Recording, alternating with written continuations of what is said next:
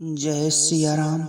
गुरु भक्त उत्तंक अयोध्या के तीसरे शिष्य वेद थे। वेद ऋषि जब विद्या ध्यान समाप्त कर चुके तब वे घर गए और वहां वे गृहस्थ धर्म का पालन करते हुए रहने लगे। उनके भी 3 शिष्य हुए। वेद मुनि को राजा जन्मेजय और राजा पौष्य ने अपना राजगुरु बनाया। वेद मुनि के सारे प्यारे शिष्य उत्तंक थे। वे जब भी कहीं बाहर जाते तब उत्तंक के ही ऊपर घर का सब भार सौंप जाते। एक बार वेद मुनि किसी काम से बाहर जाने लगे तब उन्होंने अपने प्रिय शिष्य उत्तंक से कहा, बेटा मेरे घर में जा, मैं जिस चीज की जरूरत हो उसका प्रबंध करना। मेरी अनुपस्थिति में तुम ही सब कामों को करना। उत्तंक ने गुरु की आज्ञा सिरोधार्य की। गुरु चले गए। स्नेहमयी पवित्र हृदया शिष्यों के कल्याण की इच्छा करने वाली गुरु पत्नी ने परीक्षा के निमित्त अपनी सहेलियों से कहलाया, मैं ऋतु स्नान करके निवृत्त हुई हूँ। तुम्हारे गुरु यहाँ हैं नहीं। वे तुमसे अपनी अनुपस्थिति में सब कार्य करने को कह गए हैं।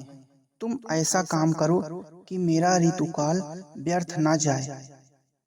उत्तंक ने जब यह बात सुनी तब उसने बड़ी नम्रता से कहा, गुरुजी, मुझसे अनुचित कार्य करने को नहीं कह गए हैं। ऐसा कार्य मैं कभी नहीं करूंगा। कालांतर में जब गुरु लौटे तब अपने शिष्य के इस सदाचारमय बर्ताव को सुनकर वे बड़े प्रसन्न हुए और उसे सर्वशास्त्रविद होने का आशीर्वाद दिया। उत्तंक का अध्ययन समाप्त हो गया। वे घर जाने लगे। विद्या अध्ययन की समाप्ति पर गुरु दक्षिणा अवश्य देनी चाहिए।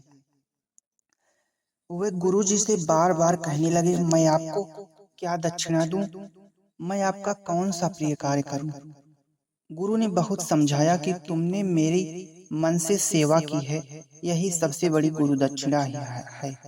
किंतु उत्तंक ने कहा, माना। वे बार बार गुरु दक्षिणा के लिए आग्रह करने लगे। तब गुरु ने कहा, अच्छा, भीतर जाकर गुरु पत्नी से पूछो, उसे जो प्रिय हो वही तुम कर दो, यही तुम्हारी गुरु दक्षिणा है।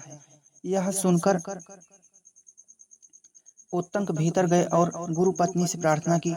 तब गुरु पत्नी ने कहा, राजा पौष्य की रानी जो कुंडल पहने हुए हैं, उन्हें मुझे आज से चौथे दिन पूर्णक नामक व्रत के अवसर पर अवश्य ला दो। उस दिन मैं उन कुंडलों को पहनकर ब्राह्मणों को भोजन कराना चाहती हूँ। यह सुनकर उत्तंक ऋषि गुरु और गुरु पत्नी को प्रणाम करके पौष्य राजा की राजधानी को चल दिए। रास्ते में उन्हें धर्म रूपी बैल पर चढ़े हुए इंद्र मिले। इंद्र ने कहा, उत्तंक, तुम इस बैल का गोबर खा लो, भय मत करो। तुम्हारे गुरु ने भी इसे खाया है। उनकी आज्ञा पाकर बैल का पवित्र गोबर और मूत्र उन्होंने ग्रहण किया। जल्दी में साधारण आचमन करके वे पौष्य से राजा के यहाँ पहुँचे। पौष्य ने ऋषि के आगमन का कारण पूछा। तब उत्तंक ने कहा, गुरु दक्षिणा में गुरु पत्नी को देने के लिए मैं आपकी रानी के कुंडलों की याचना करने आया हूँ। राजा ने कहा, आप स्नातक ब्रह्मचारी हैं, स्वयं ही जाकर रानी से कुंडल मांग लाइए। यह सुनकर उत्तंक राजमहल में गए। वहां उन्हें रानी नहीं दिखी। तब राजा के पास आकर वे बोले, महाराज, क्या आप मुझसे हंसी करते हैं? रानी तो भीतर नहीं है।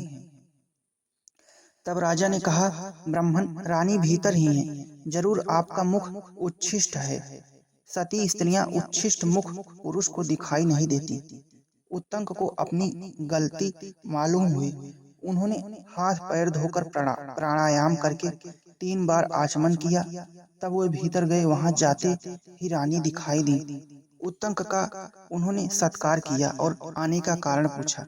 उत्तंक ने कहा, गुरु पत्नी के लिए मैं आपके कुंडलों की याचना करने आया हूँ।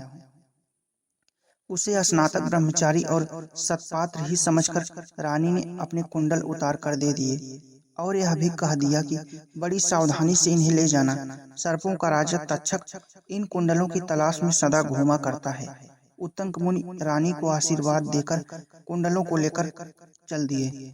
रास्ते में एक नदी पर वे नित्य कर्म कर रहे थे कि इतने में ही तक्षक मनुष्य का वेश बनाकर कुंडलों को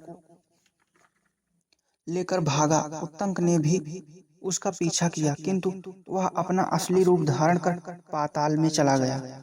इंद्र की सहायता से उत्तंक पाताल में गए और वहां इंद्र को अपनी स्तुति से प्रसन्न करके नागों को जीत कर तक्षक से उन कुंडलों को ले आए। इंद्र की ही सहायता से वे अपनी निश्चित समय से पहले गुरु पत्नी के पास पहुंच गए।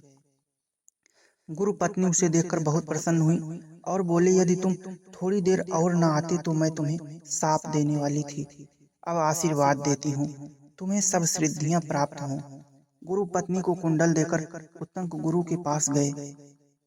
सब समाचार सुनकर गुरु ने कहा, इंद्र मेरे मित्र हैं, वह गोबर अमृत था, इसी के कारण तुम पाताल में जा सके। मैं तुम्हारे साहस से बहुत प्रसन्न हूँ, अब तुम प्रसन्नता से घर जाओ। इस प्रकार गुरु और गुरु पत्नी का आशीर्वाद पाकर उत्तंक अपने घर आ गए। उत्तंक बड़े ही प्रतापी, तपस्वी, ज्ञानी ऋषि थे।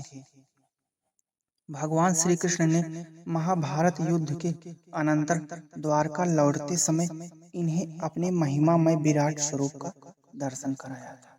जय श्री कृष्ण, जय श्री कृष्ण, जय श्री कृष्ण।